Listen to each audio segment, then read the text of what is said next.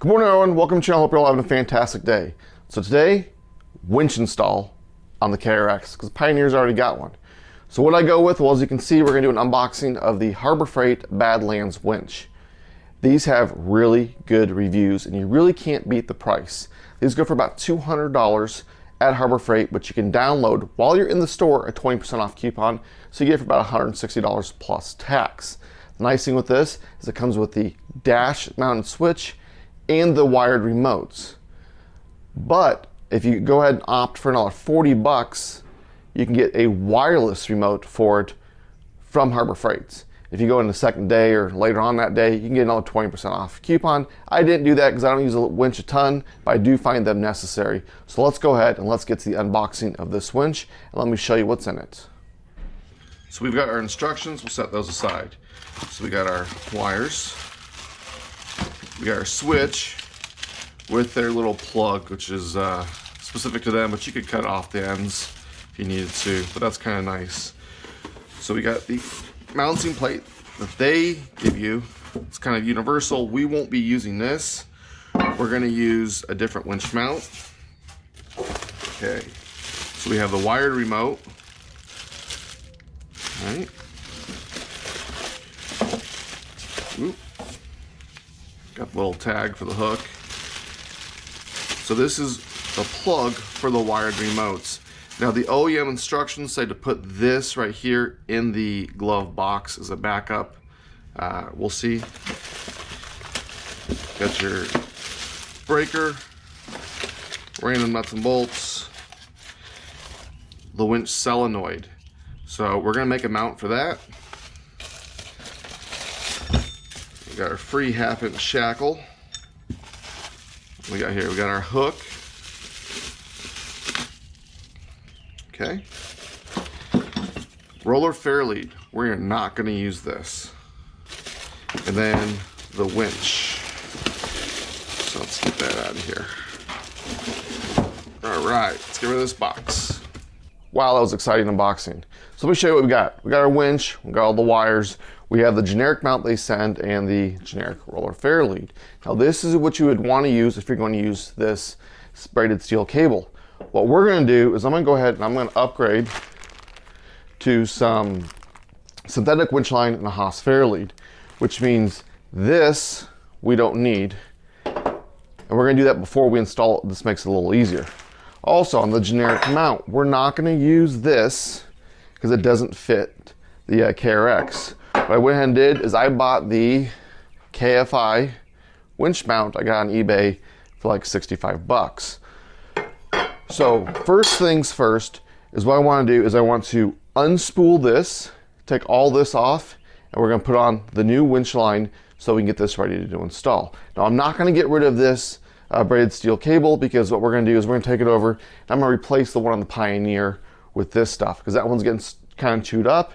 I've used it enough and I've already had to cut like 10-12 feet off of it. So free replacement, right? Let's go ahead and get started. All right, let's go ahead and turn this to free spool, which is right here. Cut that.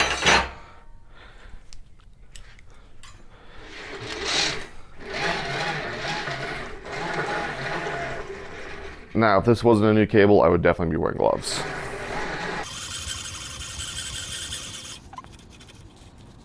Now, inside here, there is a set screw Allen head that you have to release to pull this out. So let's go ahead and do that. All right, and coil this up and get the new cable. So let me show you what I did. I've gone ahead, I've turned the winch around because this is how it's going to come in.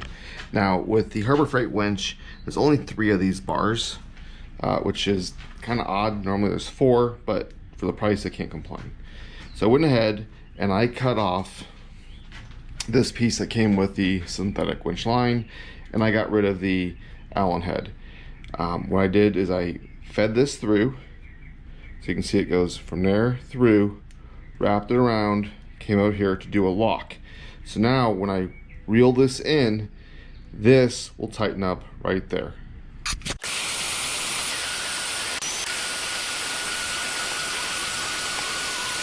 Now, as long as you wrap it nice and tight, it will all fit just barely. It's probably easier, honestly, to cut 5 or 6 feet off this. You won't have a full 50 feet, but you can save it. I got all 50 feet on here. I won't use this much, but worst case scenario, I can trim it off later. So now let's go ahead and start the wiring process on getting this thing installed. Now that the synthetic winch line is mounted, I've gone ahead and removed the winch from the base plate. What we're going to do is we're going to go ahead and install this first. So to install this in the KFI kit is pretty simple. It's 4 bolts. You'll need 2 of the long ones and 2 short ones and 4 locking nuts. I'm going to do something a little bit different because I went ahead and bought the Kawasaki factory recovery points. I'm going to use these bolts. They're just a little bit longer and they do have the nylock nuts. Now let me show you which holes you put these through and we'll get these tightened down. So down here you have your factory recovery points. This is where it was bolted up. You're going to reuse those 2 holes and these 2 up in here. And this is how it's going to sit. So these will be forward. You can go in behind here, just like that. So it's flush at the top. There's that step on the bottom. So I'll go ahead and get those tightened down. So the next thing I'm going to do is I'm going to go ahead, I'm going to take my winch and I'm going to put its wire side on the passenger side and then the lock, unlock, and the spool on the driver's side. I'm going to fish it back there and bolt it up. Once you get the winch tightened up, go ahead and mount your roller fair lead or your Haas fair lead to these front plate here. Mine looks a little weird. There's a gap top and bottom because I switched to the synthetic, but that's all right. We're going to feed your synthetic through. It's like this. You can take your 4 bolts, you can hand start them, and then torque them down.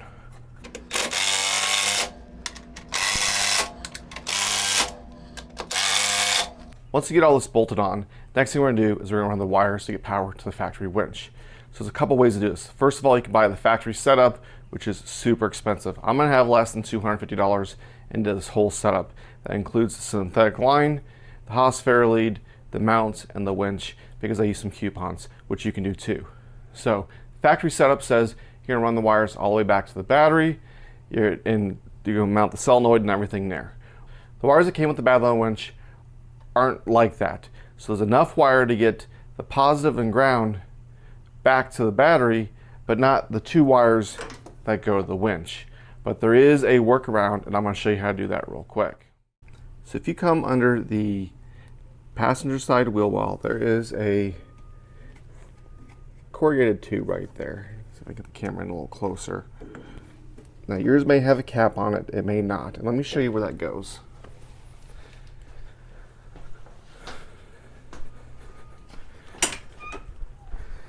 As you can see, I've gone ahead and I've removed the seat and the battery to make this easier.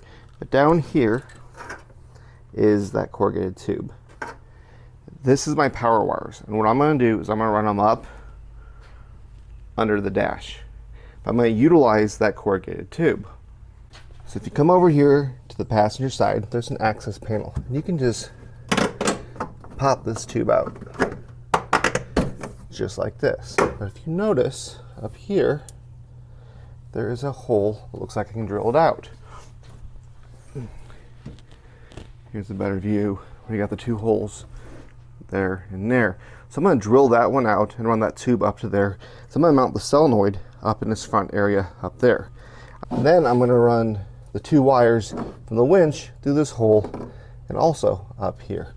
So let me go ahead and get this drilled out and get these wires ran through. So I went ahead and I got the hole drilled, I got the wires ran, and I also got the wires from the winch ran. And let me show you where those go from. So the wires from the winch, get you yellow to yellow, blue to blue, and I got to put this cap on still. Went up, make sure you keep it out of the way of the suspension. And I went in and I trimmed off a little piece of this. I got zip tied up here and back in there. Now in the factory setup, the solenoid is under the seat. I'm going to put mine under the dash, and let me show you how I'm going to do that. So if you look where I came in through here, and again, be very careful when you drill through there, because there is a coolant line. There's these pop rivets, 1 and 2, and I've already popped them out. So I went ahead and I got a piece of scrap aluminum angle iron, drilled 2 holes for those pop rivets, and did 2 nut zerts. So let's go ahead and set this in there. Okay, so I got it in. Let me tell you what. it ain't going nowhere. So hooking up the solenoid's fairly easy. Probably should have shown this on the workbench. But you can see this yellow wire goes there, blue wire goes there, red, black. And there's 3 smaller wires in the connector. The white one goes to the ground, the black. The green one goes to the closest side. You can't really see it. You see it in there. The red one, this will go to the hot. And then this black one goes all the way over here. So I'll go ahead and hook those up. The other thing we're going to do is right over here on the side of the glove box, we're going to drill a hole. And that is for right here. This is your handheld remote in case the dash switch dies. So I have my connectors all nice and tight. I put the butt connector on here, make sure that's nice and tight. We're end up to the keyed on right there, so we'll get that nice and tight and covered up. I also went ahead and mounted the remote switch there. If you look in here, it's right there. I just got the cap off. I've never used that part on my Pioneer. We use the dash switch. Speaking of the dash switch, that's where this plugs in. So before I can clean up all this wiring, I need to go cut the dash.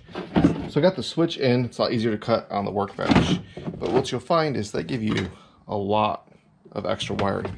So what you need to do is hook these 2 up right here. Just like that.